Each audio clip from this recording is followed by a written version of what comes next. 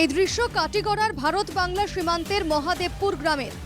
মহাদেবপুর প্রথম থেকে চতুর্থ খণ্ডে বাস করেন প্রায় ৪-৫ হাজার বাসিন্দা। ২০২২ সালের বন্যায় ভেঙে গিয়েছিল গ্রামের একমাত্র আরসিসি সেতু। সেই সেতু আর মেরামত করা হয়নি।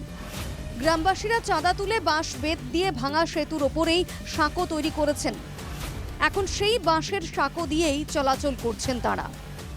এই রাস্তাটা এবার আষাঢ় মাসের প্রথম দিকে বনছে, জ্যৈষ্ঠ মাসের পয়লা গুলায় না ও ফুলটা এবছর বনছে আষাঢ় মাসের প্রথম দিকে। প্রত্যেক বছর জলে প্রবলেম করে, জলের কারণে রাস্তাঘাট ভাঙি যায়। তো রাস্তাঘাট বানানি হয় 2022 সালে বানানি হয়। বানানির পরে তখন ফ্লাড হয়, ফ্লাড হওয়ার পরে রাস্তাটা ভাঙ্গিলায়।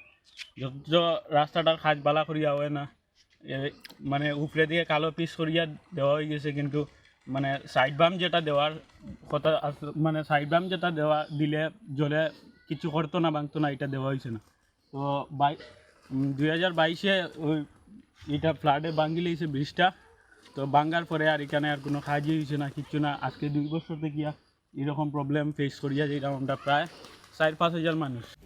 গ্রামবাসীদের অভিযোগ, পিএমজিএসওয়াই সড়ক নির্মাণে দুর্নীতির জেরে বন্যার জলের তোড়ে সড়কটির পার পুরোপুরি ভেঙে গেছে।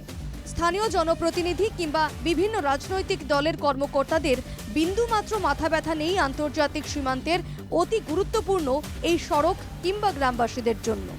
বর্ডার এরিয়া, এদিকে রাত্রে যাওয়া আসা করা মানে নিষেধ আছে। তো এদিকে যেতে পারে না, এদিকে যাওয়ার লাগিয়ে মানুষের জলের দিকে ডুবিয়াও যায়, কোনো সময় ভাসিয়াও যায়। ওইরকম প্রবলেম ফেস করিয়া মানুষ চলাফেরা করে এই মহাদেবপুর পার্ট 1, 2, 3, 4-এর লোকজন।